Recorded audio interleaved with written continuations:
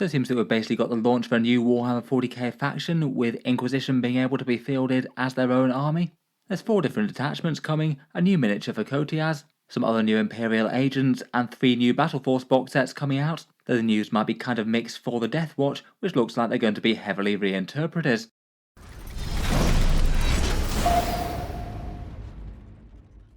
Hello and welcome back to Warspec Tactics, where today we're talking about the latest Warhammer 40k Codex to be revealed. Lots of people were expecting that this probably would have come at a reveal show at Games Workshop's previous tournament. I'm not sure what stopped them putting on a reveal show for that one, but it looks like they've decided to make the announcement on one of their Monday articles instead.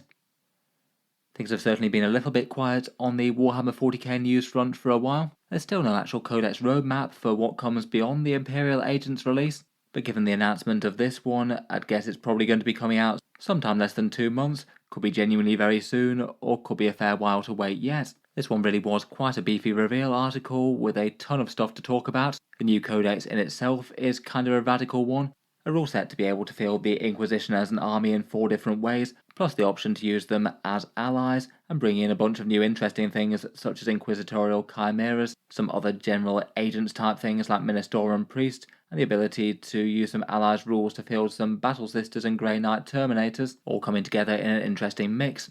It does look that, as anticipated, Codex Deathwatch will be gone with this. They won't be getting a standalone book in 10th edition. There will be ways that you can still field a Deathwatch Space Marine army, though from the teaser that they've given, I feel like this isn't actually going to work out as good as people might hope it might. It doesn't appear that there's any definite confirmation that the Primaris mixed kill teams have stayed around yet, at least not from this article. Otherwise, there's a new miniature for Inquisitor Coteaz, which I think isn't completely awful, but is probably one of Games Workshop's biggest swings and misses compared with most. I personally like the old one better. And for miniature releases, looks like they're bringing back Watch Captain Artemis and a couple of other Imperial Agents miniatures from Blackstone Fortress, and it doesn't look like there's any new Deathwatch Primaris scale sculpts coming this time around, sadly.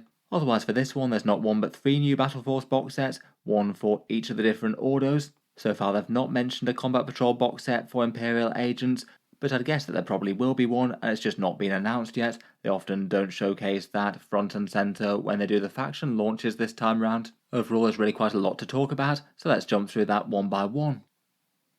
Briefly before we start, I thought I'd just mention that given that we've got some new exciting 40k Battleforce box sets on the way, they seem like quite a good choice to do for the channel's September giveaway. And this one will be with the similar sort of rules that we've had before. 6 winners gets to pick any one of the 3 new battle forces, the one for the Xenos, Malleus or Hereticus. I'll talk a bit more about that at the end of the video, if you would like to enter via Patreon or Facebook. Starting out, let's first focus on that new Coteaz miniature. I did quite like it in the article that basically they confirmed that we were right in suspecting that the lore teaser at the end of Arcs of Omen was indeed teasing a new model for Coteaz. I had mentioned that in a few previous videos, that Games Workshop maybe had been a little bit heavy-handed with the teasers there. It just seems like a bit of a weird offhand cameo appearance in a series that was really heavily tied with new models coming out, so not at all surprised that he wound up being the miniature for the Inquisition for 10th edition. This miniature comes with both him and his Cyber Eagle, and basically updates the classic sculpt that we had of him on the bottom left, holding the eagle on his gauntlet and hefting that hammer. And now we've got a new one of him with the hammer resting on the ground, with him resting a hand on it, and then the eagle on a separate base, flying through the air and basically propped up by a bit of battlefield terrain to give it the illusion of flight. I've got to be honest, I think it's not one of their best resculpts that they've done really. I was interested to see what they'd do with him, though I feel like the classic sculpt is kind of a hard one to beat,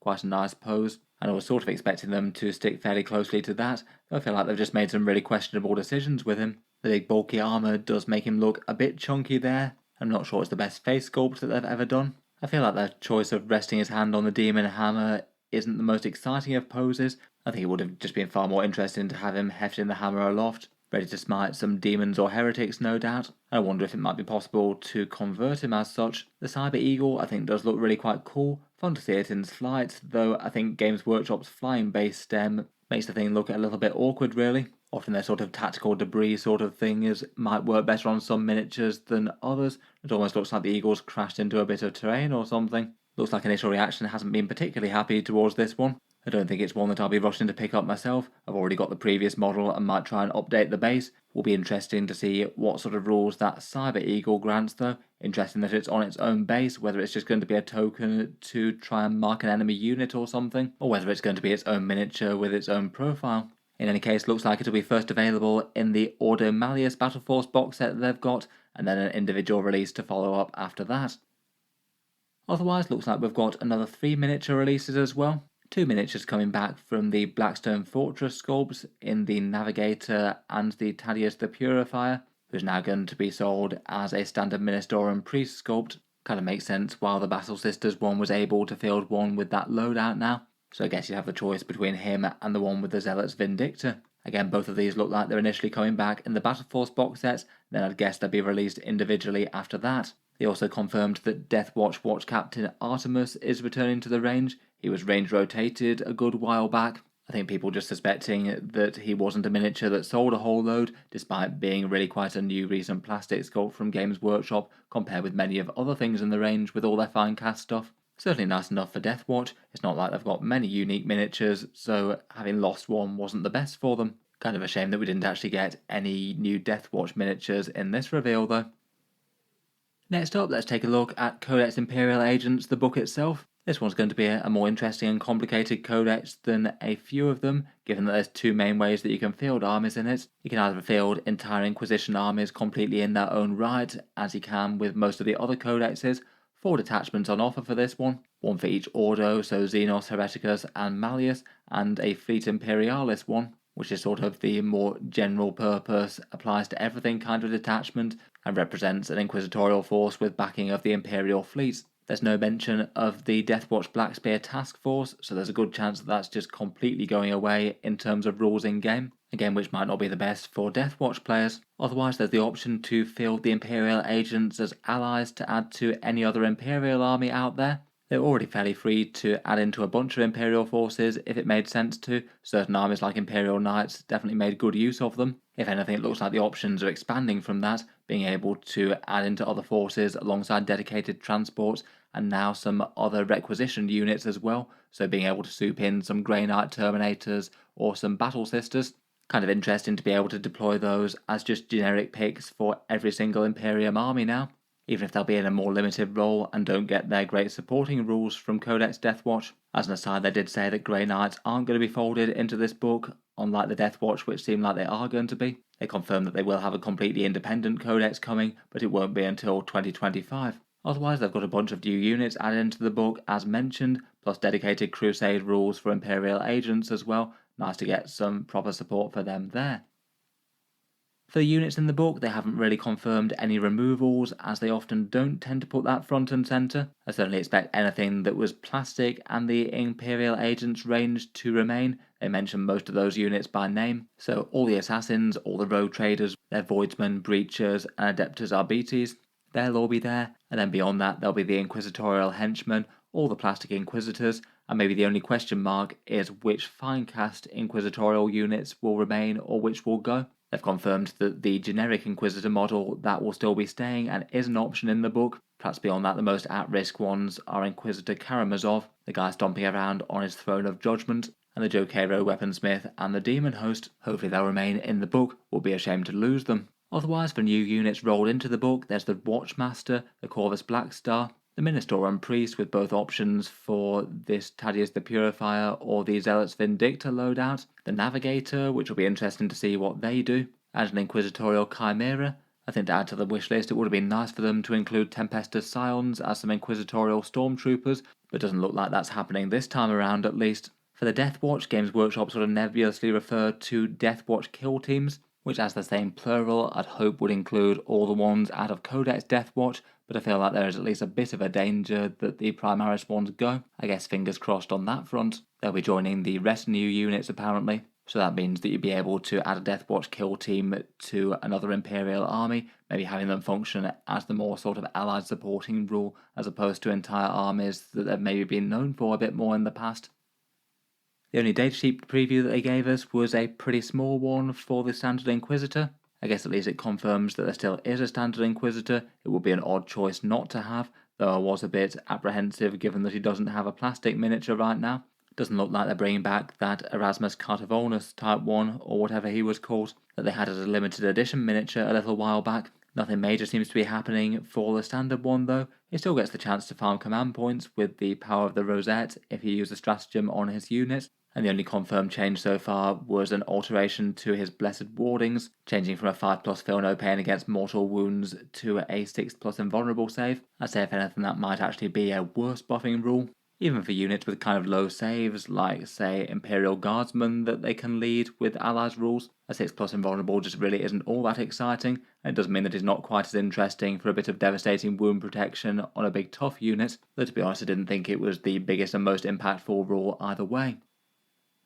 Perhaps more interesting and more specific are the new versions of the Imperial Agents allied rules, which are kind of similar to how they were in the Index, but have basically been expanded, so you can add yet more Imperial soup goodness to an Imperial army if you'd like to. For example, now to 2000 point Strike Force mission, you can still take up to 2 retinue units, which have been expanded to include things like those Deathwatch kill teams, so I guess that'll be another squad option that every single army can weigh up, plus the new character miniatures like the Ministorum Priest and the Navigator. Will be interesting to see their rules and what they can bring to an army, and if they're able to attach to any other units aside from actual Imperial Agents ones. Otherwise though, the expansions are that now dedicated transports can be taken for Imperial Agents without taking up a slot. There's just the requirement that they have to start with a unit embarked in them. I feel like adding in Inquisitorial Chimeras could be an interesting enough choice. They're really quite efficient transport vehicles and could just be handy for armies to have an annoying unit with an armoured shell to get them from A to B, maybe to contest some objectives in the midboard.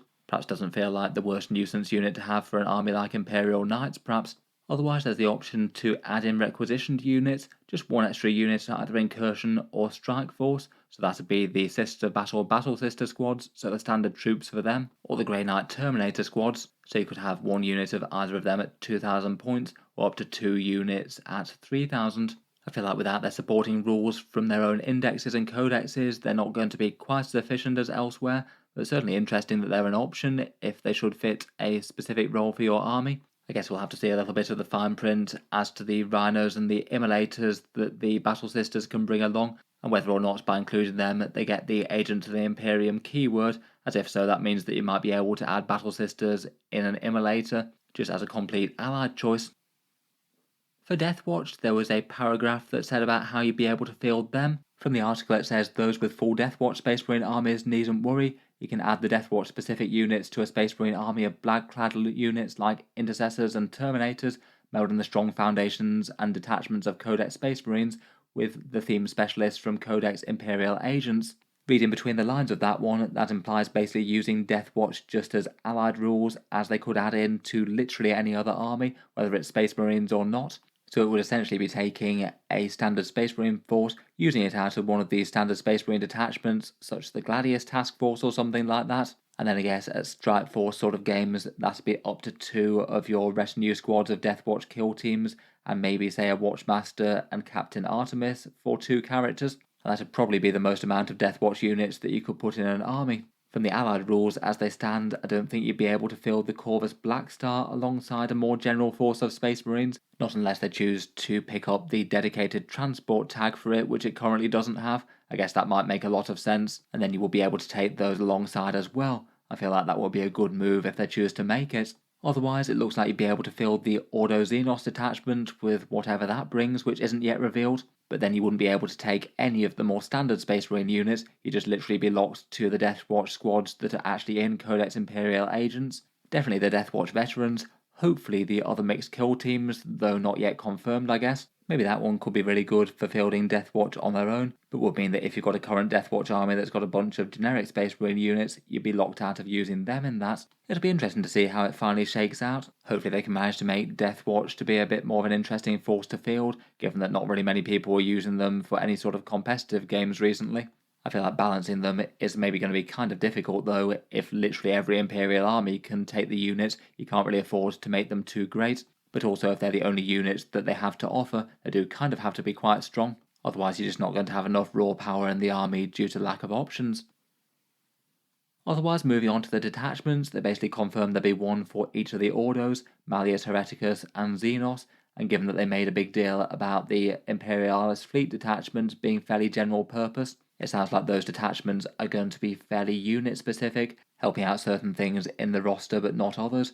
For example, the Xenos one seems likely to have extra synergies for Deathwatch, maybe Kyria Draxus. Malleus, I suppose, in the lore would be Grey Knights and things, and Hereticus could be things like the Allied Sisters, maybe Exaction squads seem appropriate for that, as per the Battleforce. They did confirm that they will work basically like any other detachments in the game, getting a core rule, a bunch of enhancements, and then a bunch of stratagems. It is basically the launch of an entirely new faction to Warhammer 40k, as well you could basically field Inquisition as an army technically at the moment. The rules just didn't really work and they didn't get any actual detachment support. It looks like they're trying to move them from sort of token support that doesn't really work to actually being a proper supported army. If you're taking the units in these detachments, it looks like there's no limits on datasheet numbers and things like that. Hopefully they do manage to make it work, as to be cool to see an Inquisition proper army get actual support for the first time in a while. I guess my main concern for actually having the detachments work in their own right though is just that they don't really have too many big heavy things to deal with enemy heavy hitters and damage dealers.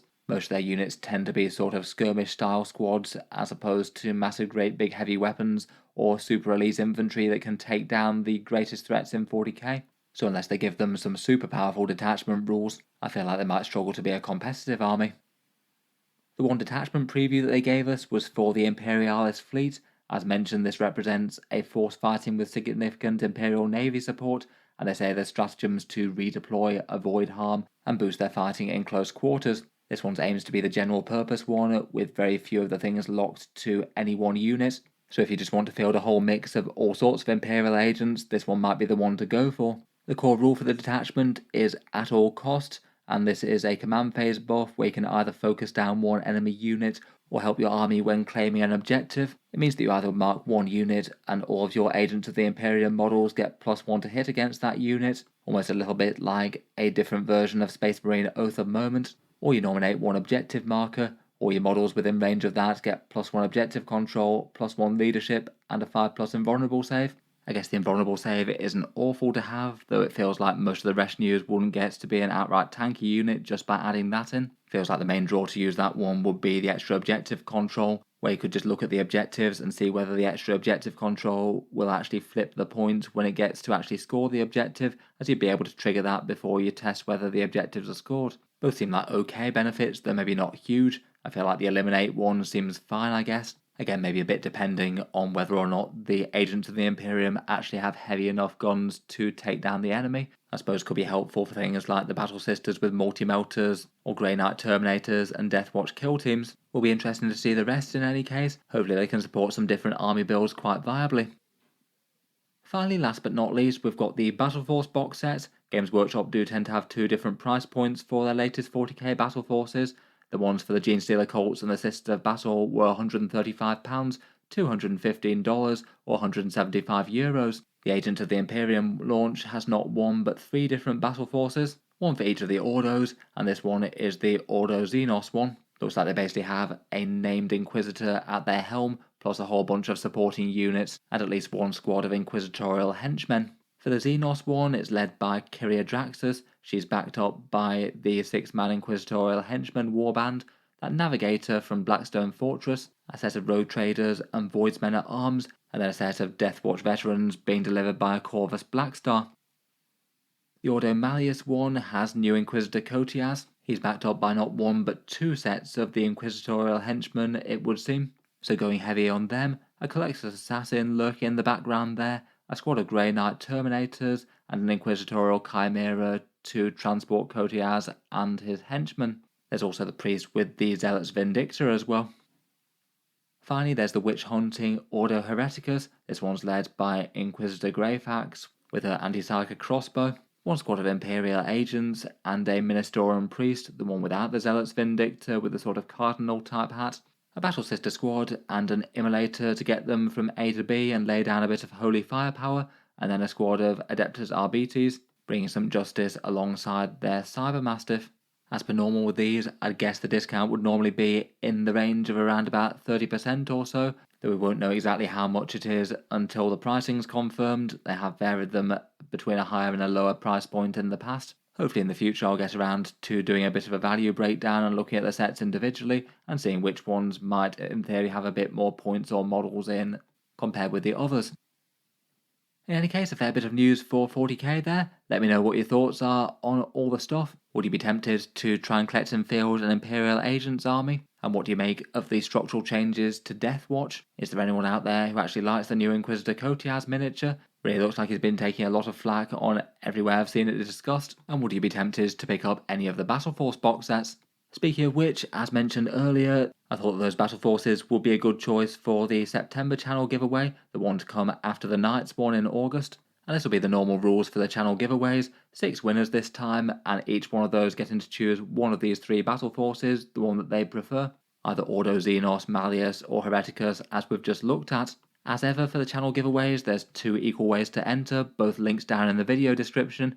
You can either support the channel on Patreon for any amount. That gets you automatic entry to the giveaways each and every month and is what allows me to keep on making videos like this on the channel. Otherwise, you can support the channel on social media completely for free, and to do so you do 3 actions: subscribe to the YouTube channel and like the Facebook page, and then to actually enter the draw there'll be a Facebook post that appears on the 1st of September, a clearly marked giveaway post that appears at midnight and is active for a bit more than 24 hours. And to enter for the giveaway, respond to that post with any picture of any 40k mini or imagery, along with your name and the date handwritten within the same photo. The last bit just to deter Facebook bots and spammers and keep these prizes going to real people. After that bit's done, I put all the entries into a random number generator, the Facebooks and the Patreons equally with 1 entry per person, pull out the winners, and then announce the people who've won on YouTube on the channel update video on the 4th of September. Obviously we're not 100% sure as to when these will be released at this point. I'd guess it'll probably be before the 4th of September, though we don't know.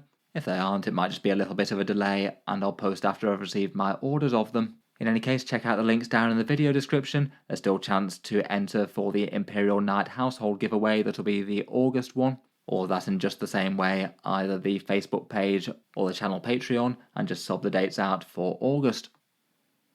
In any case, nice to know what's coming next for Warhammer 40k. Let me know your thoughts on the release down in the comments below. Look forward to hearing all your takes as to the launch.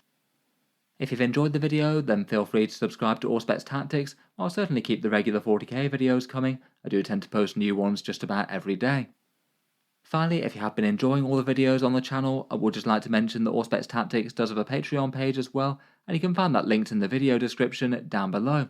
As well as entries to those giveaways, there are a few other advantages: seeing certain videos early from time to time, regular votes to see what sort of things happen next on the channel, entry to those prize giveaways, and a few other things like Discord roles and names in the credits and things. If any of that sounds good to you, or you'd just like to help support, the link's in the video description. In any case, a massive thank you for listening, and I'll hope to see you guys next time.